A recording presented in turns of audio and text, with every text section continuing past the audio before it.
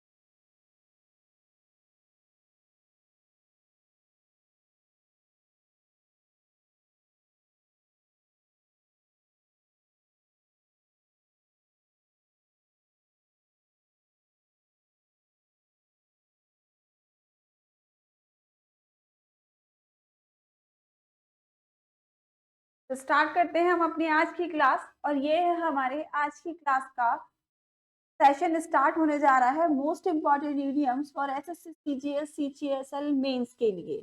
देखेंगे हमारी क्लास में आज क्या सबसे फर्स्ट आपसे पूछा गया है। सबसे पहले आपसे पूछा गया है आपका जो फर्स्ट ईडीएम है आपका बोला जा रहा है ईडीएम में टू स्ट्रेन एवरी नर्व।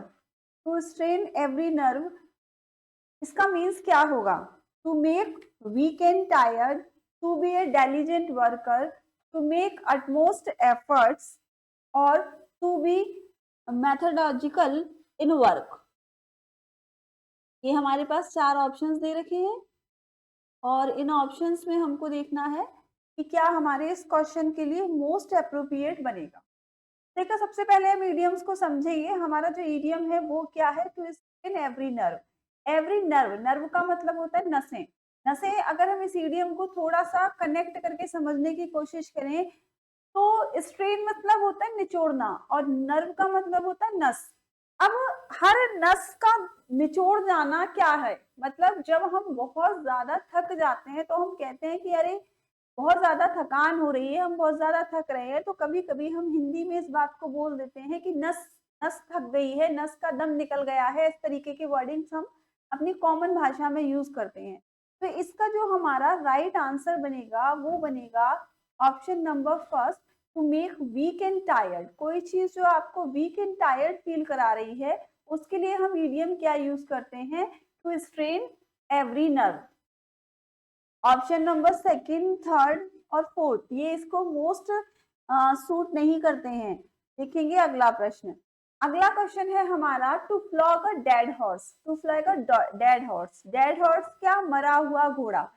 अब यहाँ पर बात क्या चल रही है कि एक मरा हुआ घोड़ा है। मरे हुए घोड़े पर अगर हम दाव लगाएं तो क्या होगा? सिंपल सी बात है, मरे हुए घोड़े पर दाव लगेगा तो चांसेस बहुत कम है जीत के। जब वो नहीं है तो हम चांसेस बहुत कम, क्या है, चांसेस है ही नहीं। तो हम किसी भी ऐसे काम को कर रहे हैं जो कि इम्पॉसिबल है, हो नहीं सकता। तो यहाँ पर इसका जो राइट आंसर बनेगा वो क्या होगा? To whip a dead horse नहीं, attempt to do the impossible. बिल्कुल सही बात है। जैसा कि मैंने आपको समझाया, किसी इम्पॉसिबल काम को करने की कोशिश करना क्या कहलाता है? To flog a dead horse. तो इस क्वेश्चन का जो राइट आंसर बन जाएगा वो बनेगा ऑप्शन नंबर सेकंड। और हम इसी के साथ देखेंगे नेक्स्ट इडियम, और ये है हमारा नेक्स्ट इडियम। नेक्स्ट इडियम है to show a clean pair of heels. To show a clean pair of heels. Options है to hide, to escape, to pursue, to follow. To hide, to escape, to pursue, to follow. तो clean pair heels, clean pair heels का मतलब क्या होता है? मतलब चीजों को हम जब किसी चीज में एंटर ही नहीं करेंगे तो हम वहां पर अपने पैर ही नहीं रखेंगे तो एकदम साफ सुथरे निकल जाना किसी चीज में से, वो कहलाता है क्लीन पेयर ऑफ हील्स। तो यहाँ पर जो हमारा राइट आंसर जो इसके लिए होना चाहिए, हम चीजों को छिपा नहीं रहे हैं, उसको अनुसरण नहीं कर रहे हैं। आंसर आएगा option number second, to escape, बच निकलना। और हमारा नेक्स्ट इडियम है to die in harshness. To die in harshness का मतलब क्या होता है? डाई इन हार्शनेस का मतलब है, अब यहाँ पे ये तो आपको समझ आ ही रहा होगा कि जो इडियम है ये रिलेटेड होगा डाई से, मरने से। लेकिन डाई किस तरीके से? परमिटेड मर्डर नहीं, मर्डर की बात नहीं है। डाइंग यंग इन एक्सीडेंट बिल्कुल नहीं। To die while in service, to be taken by surprise. यहाँ पर जो राइट आंसर होगा वो होगा to die while in service. जब कोई भी पर्सन सर्विस पर ही डाई हो जाता है उसको कहा जाता है to die in harshness. Option number third इसका राइट आंसर होगा। देखेंगे नेक्स्ट क्वेश्चन। अगला क्वेश्चन है to feather one's nest, to make a residential house, to something that last for a short time, to prosper in a dishonest way, and none of the above। To feather one's nest, to feather one's nest का मतलब क्या होगा? To feather one's nest का मतलब होगा, देखो nest क्या, घोंसला। अब किसी का घोंसला है, उसके घोंसले में हम क्या कर रहे हैं? पंख लगा दे रहे हैं। तो मतलब क्या है, किसी का घोंसला है, किसी के घोंसले में किसी और का पंख लगा दिया, मतलब चीज को हम क्या कर रहे हैं? सही चीज को गलत दिखाने की कोशिश कर रहे हैं। यानी तरीका जो है हमारा सही नहीं है, हम प्रॉफिट लेने की कोशिश कर रहे हैं लेकिन गलत तरीके से। तो यहाँ पे जो इसका राइट आंसर बनेगा वो बनेगा option number third, to profit in a dishonest way. To feather one's nest का मतलब हो जाएगा to profit in a dishonest way. देखेंगे नेक्स्ट क्वेश्चन। अगला क्वेश्चन है to doctor the account, to doctor the account, to make chance in account books, to clear the doctor's bills, to verify the accounts in details, to manipulate the accounts. चार options हैं यहाँ पर। To doctor the accounts, इसका means क्या होगा? थोड़ा सा मैं ईडियम को आपको समझाती हूँ।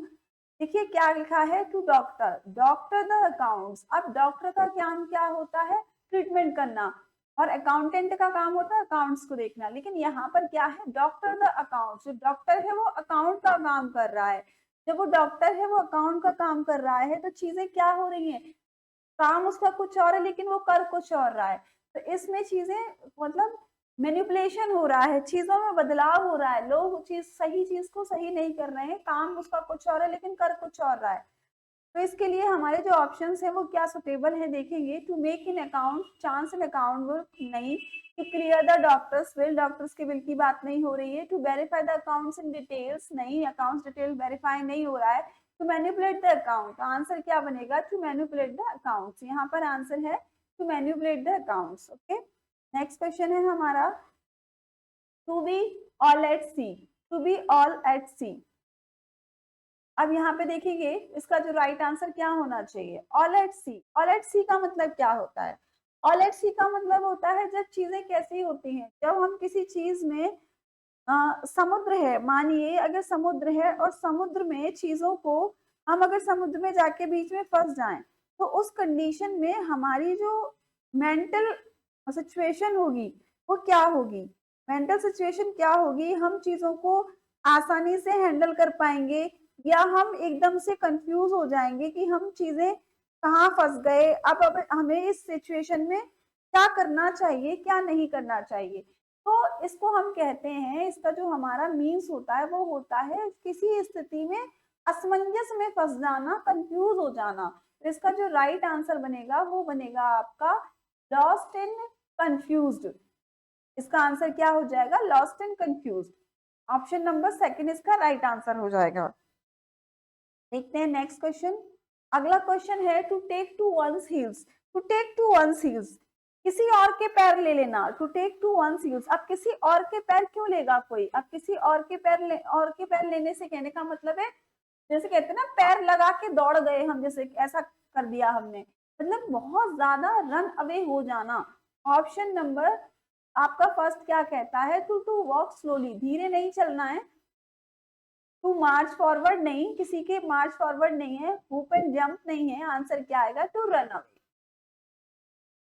नेक्स्ट क्वेश्चन है to bite the dust, to bite the dust, to bite the dust का मतलब क्या होता है, बाइट द डस्ट दे रखा है यहाँ पे, और बाइट द डस्ट का मीन्स क्या होगा, देखते हैं। बाइट द डस्ट का मतलब है धूल खा जाना। अब धूल खा जाने से क्या मतलब होता है, यहाँ पे ये इडियम जो है ये यूज किया जाता है जब हम हार जाते हैं, जब हम असफल हो जाते हैं, तो कहते हैं ना इतनी तरीके से असफल हुआ कि उसको धूल चटा दी। तो यहाँ पर चाटना मतलब धूल चटाने से कहने का मतलब है असफल हो जाना, ना कि उसको खाने का सेंस है। तो option number A, option number B, option number C, तीनों इसमें राइट नहीं है। तो जो राइट आंसर है वो है टू फेल। देखेंगे नेक्स्ट क्वेश्चन। अगला क्वेश्चन है a bolt from the blue. A bolt from the blue का मतलब होता है a delayed event, an inexplicable event, an unexpected event and an unpleasant event। यहाँ पर क्या है, ये है a bolt from the blue. तो बोल्ट फ्रॉम द ब्लू का मतलब होता है कोई अच्छी सिचुएशन नहीं है, अनप्लीजेंट जो सिचुएशन होती है, अनप्लीजेंट इवेंट जो होता है उसको कहा जाता है बोल्ट फ्रॉम द ब्लू। इसका जो राइट आंसर होगा वो ऑप्शन नंबर ए, डिलेड नहीं है, इनएक्सप्लिकेबल इवेंट नहीं है, अनएक्सपेक्टेड इवेंट नहीं है। इसका राइट आंसर है आपका एन अनप्लीजेंट इवेंट। देखेंगे नेक्स्ट क्वेश्चन। अगला क्वेश्चन है हमारा कोल्ड कंफर्ट। अब कोल्ड कंफर्ट क्या है, आराम, एकदम से आराम है किसी चीज का मतलब, लेकिन वो ऐसा नहीं है कि आपको मतलब एक तरीके से मूर्खता वाली सी बात जो होती है। कोल्ड कंफर्ट का जो सेंस लगाया जाता है, एब्सर्डिटी नहीं होता, भद्दा नहीं होता, रिसेप्शन नहीं होता, स्लाइट सेटिस्फेक्शन नहीं होता। इसका जो मीन्स होता है आपका एक से ये जो कोल्ड कंफर्ट है, कोल्ड कंफर्ट का जो आपका मीन्स होता है, जैसे कंफर्ट क्या होता है, कंफर्ट का मीन्स होता है आपका आराम। जब हम किसी चीज में आराम में होते हैं, तो आराम में होने पर आपकी जो सिचुएशन होती है वो कैसी होती है, सेटिस्फैक्टरी होती है। सेटिस्फैक्टरी होती है, तो यहाँ पर जो कोल्ड कंफर्ट का मीन्स लगाया जाएगा वो आएगा आपका option number C, slide satisfaction.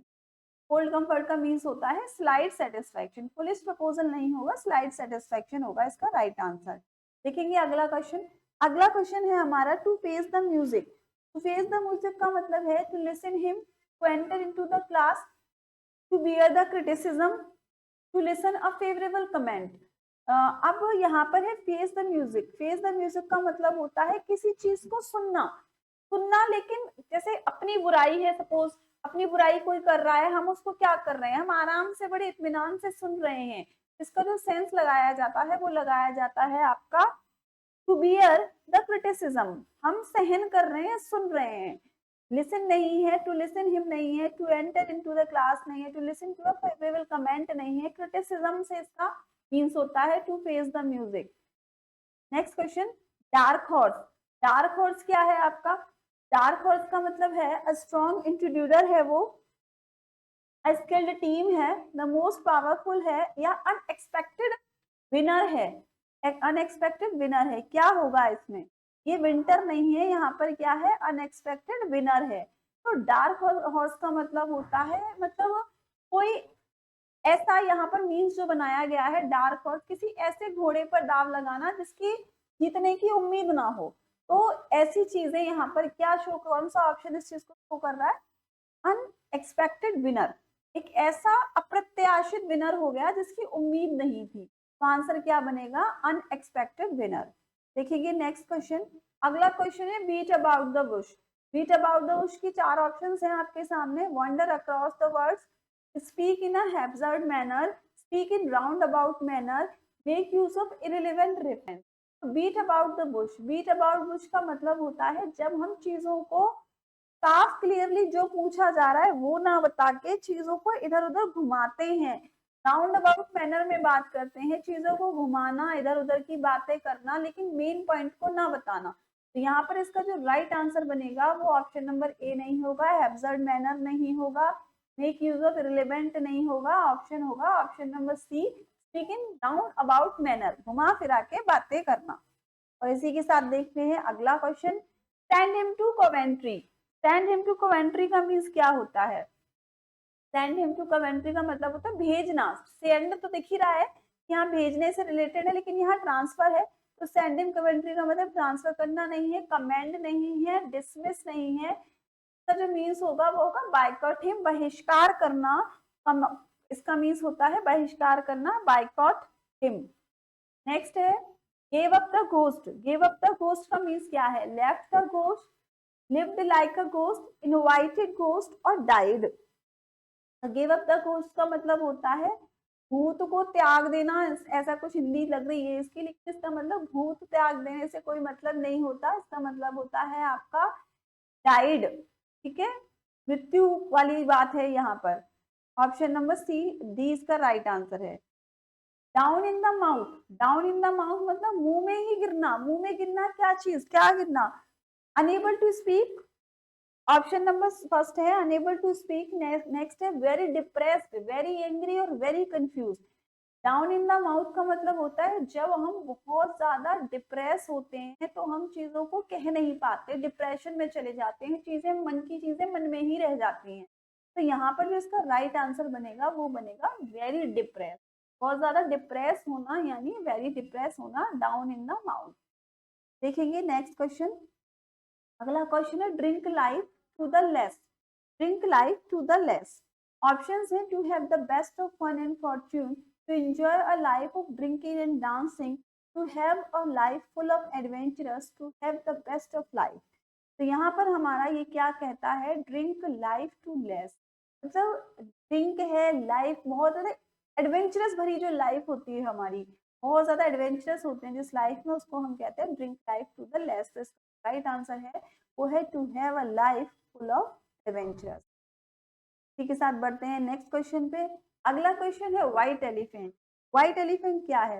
White elephant देखिए बहुत अच्छे से आपको समझा दूं, कई बार रिपीट भी हुआ है। एलिफेंट क्या है? और एलिफेंट का जो नॉर्मली जो कलर होता है, एलिफेंट का नॉर्मल कलर क्या होता है? ग्रे कलर का होता है एलिफेंट। अब एलिफेंट ग्रे कलर का होता है, लेकिन यहाँ पर बात कैसी जा रही है? White elephant.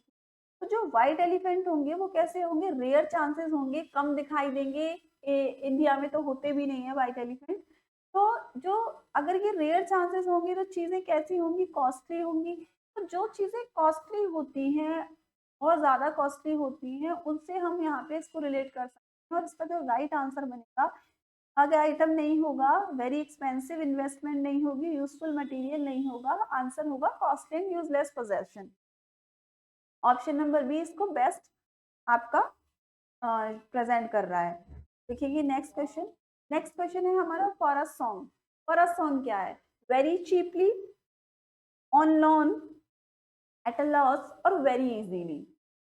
तो हमारा जो राइट आंसर होगा for a song. For a song क्या मतलब? कहते हैं ना किसी, हम जैसे कोई भी काम है, अरे हमने ये काम कर दिया सिर्फ एक गाने की, तो ये कैसी बात है? ये कोई अच्छी चीज नहीं है कि हम एक किसी काम को कर दे रहे हैं, किसी गाने के लिए कर दिया हमने, मतलब हमने उसकी वैल्यू बहुत कम कर दी।